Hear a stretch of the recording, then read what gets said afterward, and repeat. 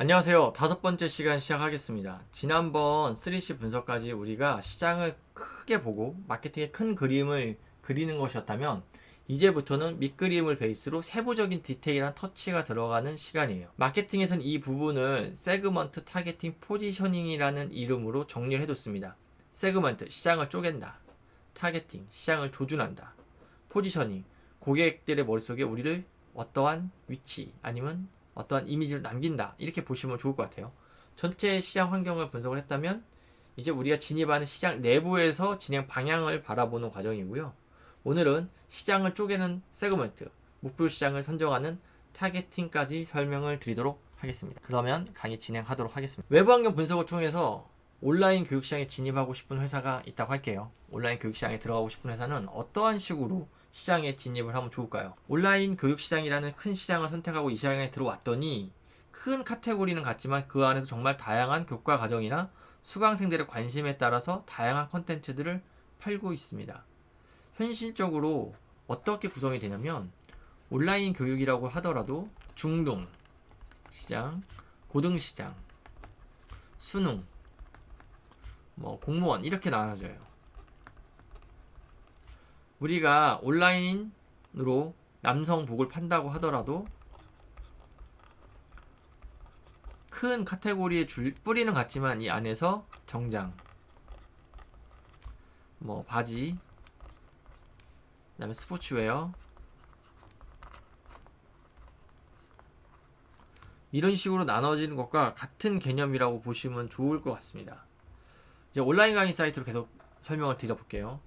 현실적으로 온라인 교육 사이트, 제가 지금 만드는 마린 같은 이러한 사업을 진행하기 위해서는 강사, 사이트, 그리고 컨텐츠, 다음에 사이트를 운영하기 위한 운영진, 이렇게 네 박자가 맞아야 되는데요. 사이트를 만들고 운영할 사람을 세팅하고 강사를 데리고 와서 컨텐츠를 만들어야 되는데 어떤 컨텐츠부터 만들어야 될까요? 여기에 보시다시피 온라인 교육 사업을 하려고 다 기반 시설을 준비를 했는데 뭐부터 해야 될지가 고민이 됩니다. 즉 우리가 어떠한 컨텐츠를 만들어야 될지 그 해당 분야를 선정해야 되는 문제가 생겨요. 그래서 이제 온라인 교육 컨텐츠 이걸 베이스로 하는 사업에서 어떻게 시장을 쪼갤 것인가를 좀 봐야 됩니다. 모든 걸 다 할 수 있는 건 아니잖아요. 앞에서 말한 것처럼 다양한 분야가 있기 때문에 이 온라인 교육 시장이란 거를 쪼개는 작업들을 들어가야 돼요. 인구 통계, 심리적, 지리적, 행위적 이러한 요소들로 나눕니다. 또 옷을 들어서 예를 들어볼게요. 연령을 가지고 옷을 나눈다 그러면 남성복 정장 중에 본이라는 브랜드가 있고 여기에 갤럭시라는 브랜드가 있습니다. 이 본이라는 브랜드는 좀 젊은 감성이고요. 갤럭시 같은 경우에 좀 중년층 40대 이상의 그러한 분들에게 좀 어울리는 그런 분들을 타겟으로 만든 정장이에요. 이렇게 연령으로 나눠질 수도 있고요. 성별은 너무 간단하고요. 생일 주기 같은 경우에는 실버들을 위한 패션 이런 식으로 나눠질 수가 있겠죠. 라이프 스타일 같은 경우에는 요즘에 건강과 요가 이런 것들이 필라테스 이런 것들 유행하면서 갑자기 뜬 옷들이 있습니다. 뭐냐면 레깅스예요. 여자들이 한참 많이 입다가 이제는 남자들도 레깅스를 입기 시작할 정도로 시장을 쪼개서 봤을 때 새로운 시장이 나타나는 것을 확인할 수가 있습니다. 지리적인 것도 있고 행위적인 것도 있어요. 근데 우리 입장에서는 좀 지리적인 것, 온라인 셀러 입장에서는 지리적인 건 좀 크게 의미가 없을 것 같고요. 행위적으로 넘어간다고 하면은 특정 브랜드의 충성도를 가지고 있는 기업들 혹은 고객들한테 물건을 집중적으로 판매하는 시장을 찾아낼 수도 있습니다. 예를 들면 앱등이들, 애플을 좋아하는 매니아들 앱등이라고 하잖아요. 이 애플 바들에게만 판매하는 그런 액세서리 시장을 또 노릴 수가 있겠죠. 그것도 상당히 큰 시장입니다. 그래서 이렇게 우리가 온라인 교육 컨텐츠 시장, 온라인 교육 시장을 들어간다고 했을 때 시장을 막 쪼개는 것처럼 여러분들도 여러분들이 들어가려고 하는 시장을 들어가려고 할 때 상당히 시장을 쪼개서 잘라보는 게 좋아요. 시장을 다양한 기준으로 나누게 되면 시장이 세분화되고 고객들이 원하는 방안은 정말 더 명확해집니다. 그리고 경쟁자는 줄어들기 때문에 상당히 매력적인 시장을 발견할 수가 있어요. 여러분들 온라인 교육 중에서 클래스 101이라는 회사를 많이 들어봤을 겁니다. 이 회사는 교육 시장에서 크게 주목받지 않던 취미라는 분야로 시작해서 열심히 다른 재테크, 운동, 어학까지 시장을 쫙 확대를 하고 있어요. 이렇게 안정적인 성장을 하기 위해서 무엇보다도 근거지가 명확해야 됩니다. 뭐 전쟁에서는 요새나 성, 그다음에 지리적 요충지가 딱 있어야 되는 것처럼 우리 사업을 할 때도 안정적인 근거지, 우리가 운영비를 뽑아낼 수 있는, 우리가 안정적으로 사업을 영위할 수 있는 최소한의 운영비를 뽑을 수 있는 근거지 시장이 있어야 돼요. 이런 초기 근거지를 점유하기 위해서는 시장을 다양한 형태로 좀 분리하는 거, 아까 있었던 그런 기준들을 가지고 시장을 다양한 형태로 분리했을 때 고객들의 니즈가 정확하게 좀 드러나는 시장들을 찾을 수가 있습니다. 똑같은 시장이라고도 많이 차이가 틀려요. 온라인 교육시장 같은 경우에는 어떻게 좀 나눠질 수 있느냐면요. 수능에서도 이제 상위권, 중위권, 하위권, 공무원도 상위권, 중위권, 하위권, 이제 기초 영어도 상위권, 중위권, 하위권, 이런 식으로 시장을 나눌 수가 있어요. 그래서 기초 영어의 중하위권을 노리는 업체는 이제 시원스쿨이죠. 이 시원스쿨은 대체적으로 영어 교육 시장은 진학, 그러니까 좋은 대학을 가기 위하거나 좋은 고등학교를 가기 위한 혹은 취업을 위한 이러한 강의들의 포커스가 맞춰져 있었습니다. 이게 우리나라 거의 영어 시장의 전부였어요. 그런데 이 이시원님은 한 14, 15년 전부터 말하기 중심의 왕초보 시장을 만들었고 그 안에서 열심히 사업을 진행을 했어요. 그래서 이제 대박이 났죠. 만약에 이시원 씨가 수능이나 토익 시장처럼 이제 교육 대기업들이 있는 시장에 진입을 했다면 혼자서 하는 이분은 아마 생존하기가 어려웠을 수도 있습니다. 개인 1인의 컨텐츠로 그 대기업의 수많은 강사들과 비용을 투자한 마케팅과 싸워야 되기 때문이죠. 하지만 당시 기초영어 시장, 특히 왕초보 기초영어 시장은 아무도 바라보지 않던 시장이었기 때문에 시장을 차곡차곡 먹고 그리고 안정적으로 생존할 수 있는 구조를 만들 수가 있었던 거죠. 이렇게 교육시장을 다양한 형태로 쪼갤 수 있는데 여기 좀 더 첨예한 하나를 또 말씀드리면 좀 이게 이해가 안 되시면 떡볶이 시장을 좀 보시면 될 것 같아요. 온라인 교육 시장이 아니라 떡볶이 시장이다 라고 한번 해볼게요. 떡볶이 시장도 가격이나 뭐 유통에 따라서 막 시장을 나눌 수가 있습니다. 뭐 여기는 고급 시장, 여기는 중급 시장, 여기는 저렴이 시장이라고 할게요. 그러면 여기는 뭐 대표적인 게 모짜렐라 치즈 떡볶이, 치즈 떡볶이가 나왔고 또 고급 떡볶이들이 줄줄이 나오고 있어요. 이건 고급 시장을 노리는 거예요. 중급 시장은 우리 주변에 있는 뭐 즉석 떡볶이라던가 마트에서 파는 바로바로 우리가 해 먹을 수 있는 밀키트 형태의 떡볶이들이 있어요. 그리고 저렴 시장은 이제 분식집, 특히 지하철역 앞 이러한 분식 리어카나 트럭에서 파는 이러한 시장들은 완전 좀 저렴이 시장이죠. 떡볶이 시장도 이렇게 나눠질 수가 있습니다. 여기 또 나누면 또 뭐가 되냐면 이 시장 안에서도 배달이 되는 시장, 안 되는 시장 이렇게 나눠져요. 그러니까 시장은 우리가 어떻게 쪼개냐에 따라서 완전히 달라집니다. 요즘은 이거 외에도 인스타그램, 페북, 유튜브, 밴드 뭐 이런 것처럼 SNS 채널을 베이스로 세그먼트를 나누기도 해요. 우리가 이렇게 세그멘트를 나눈 거, 시장을 쪼개는 건 이유는 뭐다? 우리가 이길 수 있는 시장, 들어가기 좀 안정적인 시장을 찾기 위해서 이렇게 하신다고 보면 좋을 것 같아요. 세분 시장에서도 큰 규모 시장보다는 우리가 가진 자원을 바탕으로 시장을 장악해야 되는, 제가 방금 말씀드렸던 이길 수 있는 시장으로 가셔야 됩니다. 우리랑 핏이 맞는 시장이 있어요. 엄청 많은 자원과 돈을 가지고 있다면 나 여기 다 내꺼, 여기 다 내꺼 이런 식으로 시장을 장악할 수가 있겠죠. 실제적으로 그렇게 하는 회사들이 있습니다.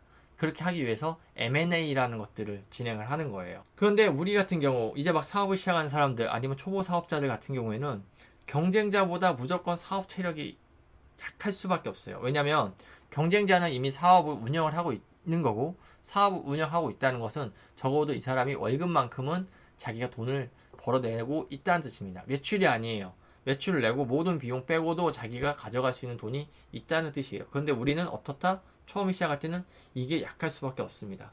한 대만 맞아도 치명적이에요. 이럴 때는 되도록 경쟁자한테 한 대도 안 맞고 이길 수 있는 곳에서 싸우면서 체력과 경험치 그리고 돈을 모아야 돼요. 우리가 TV나 뭐 신문이나 인터넷에서 보는 그런 드라마틱하게 성장하는 대박이 난 사업들은 정말 1000개 중에 한 업체 정도 될까 말까예요.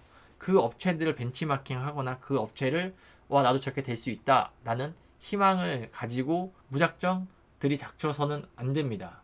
정말 냉정하게 보셔야 돼요. 시장 규모, 경쟁 상황, 적합성 이런 것들을 꼼꼼히 챙겨 보십시오.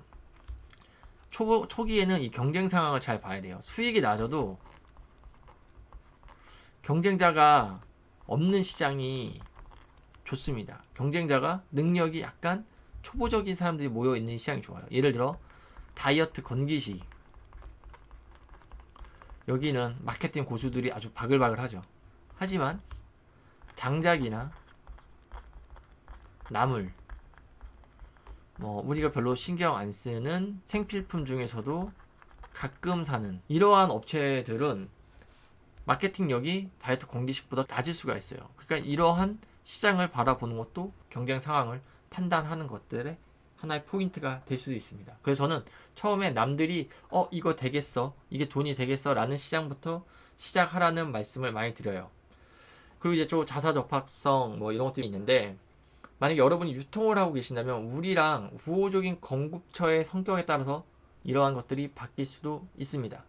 우리가 들어가려고 하는 목표하는 시장이 바뀔 수도 있어요. 예를 들면 똑같은 셀러가 됐어요. 하지만 내가 알게 된 공급처가 나한테 특정 제품을 공급을 해줘. 근데 나는 패션 시장으로 들어가는데 이 사람은 패션 잡화, 신발 쪽만 독점적으로 좋은 제품을 공급해준다고 하는 거예요. 그러면 이 시장의 타겟 시장이 바뀔 수도 있는 거죠.